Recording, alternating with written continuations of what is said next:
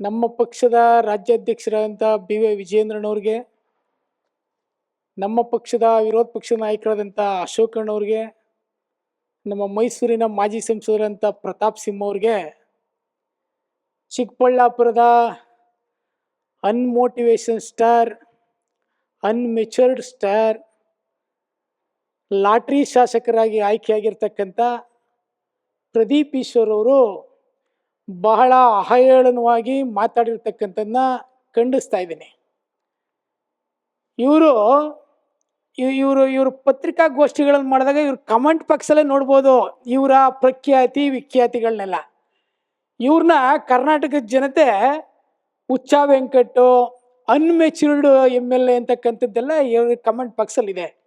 ಅಲ್ಲಿಗೆ ತಿಳ್ಕೊಳ್ಬೇಕು ಇವ್ರ ಯೋಗ್ಯತೆ ಎಷ್ಟಿದೆ ಕರ್ನಾಟಕದಲ್ಲಿ ಶಾಸಕರಾಗಿ. ಇವರು ನಾನೊಬ್ಬ ಶಾಸಕ ಅನ್ನೋದನ್ನ ಮರೆತು ಅಹೇಳನವಾಗಿ ಮಾತಾಡ್ತಕ್ಕಂಥದ್ದು ಇದೆಯಲ್ಲ, ಅದನ್ನು ನಾವು BJP ಕಾರ್ಯಕರ್ತರಾಗಿ ಸಹಿಸೋದಕ್ಕೆ ಸಾಧ್ಯ ಇಲ್ಲ. ನಿಮ್ಮ ಯೋಗ್ಯತೆ, ನಿಮ್ಮ ಸಾಧನೆ ನಿಮ್ಮ ಚಿಕ್ಕಬಳ್ಳಾಪುರದಲ್ಲಿ ಏನು?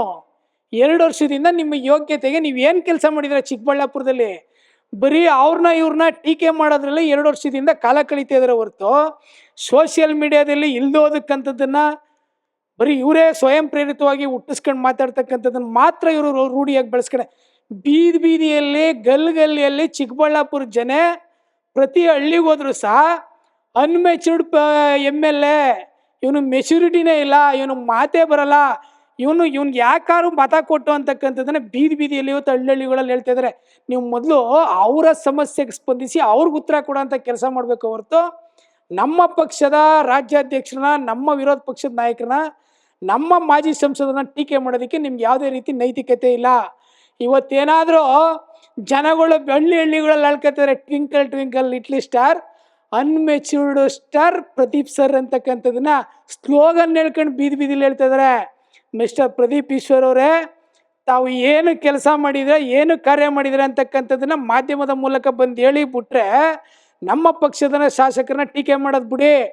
ಇವತ್ತು ಹಿಂದೆ ಒಂದು ಸವಾಲು ಹಾಕಿದ್ರೆ 1 ಮತಗಳ ಅಂತರದಲ್ಲಿ BJP ಸುಧಾಕರ್ ಅವ್ರು ಗೆದ್ರೆ ನಾನು ಇಡೀ ಕ್ಷೇತ್ರ ಬಿಟ್ಟು ಹೋಗ್ತೀನಿ ಅಂತಕ್ಕಂಥ ಈ ಸವಾಲನ್ನ ಮೊದಲು ಸ್ವೀಕಾರ ಮಾಡಿ. ಬರೀ ಬೂಡೆ ಬಿಡ್ತಕ್ಕಂಥ ಕೆಲಸ ಮಾಡಬೇಡಿ. ಈ ಸವಾಲನ್ನ ಸ್ವೀಕಾರ ಮಾಡಿದ್ಮೇಲೆ ನೀವು ಏನು ಸವಾಲು ನಮ್ಮ ನಾಯಕರುಗಳು ಹಾಕಿದ್ದಾರೆ, ಪ್ರತಾಪ್ ಸಿಂಹ ಅವ್ರ ಸವಾಲನ್ನ ಸ್ವೀಕರಿಸಿ ನಾನು ಚರ್ಚೆಗೆ ಬರೋಕ್ಕೆ ಸಿದ್ಧ ಅಂತಕ್ಕಂಥ ಮಾತನ್ನು ಹೇಳಿದ್ದಾರೆ. ನೀವೇ ಫಿಕ್ಸ್ ಮಾಡಿ. ಚಿಕ್ಕಬಳ್ಳಾಪುರಕ್ಕೆ ಪ್ರತಾಪ್ ಸಿಂಹ ಅವ್ರನ್ನ ಕರ್ಕೊಂಡು ಬರ್ತಕ್ಕಂಥ ಜವಾಬ್ದಾರಿ ನಂದು. ನಿಮ್ಮ ಸವಾಲಲ್ಲಿ ಏನಾರ ಪ್ರತಾಪ್ ಸಿಂಹ ಅವ್ರಿಗೆ ಏನಾರ ನೀವು ಗೆದ್ರೆ ನಿಮ್ಮ ಕಾಲ್ ಕೆಳಗಡೆ ನುಗ್ಗಂಥ ಕೆಲಸವನ್ನ ನಾನು ಮಾಡ್ತೀನಿ. ಇಲ್ಲ ಅಂದ್ರೆ ನೀವು ರಾಜೀನಾಮೆ ಕೊಟ್ಟು ಮತ್ತೊಮ್ಮೆ ಸ್ಪರ್ಧಿಸ್ತೀರಾ, ಈ ಸವಾಲನ್ನ ಸ್ವೀಕಾರ ಮಾಡ್ತೀರಾ ಅಂತಕ್ಕಂಥದ್ದನ್ನ ತಮ್ಮ ಮಾಧ್ಯಮದ ಮೂಲಕ ಹೇಳ್ತಾ ಇದ್ದೀವಿ ಸರ್.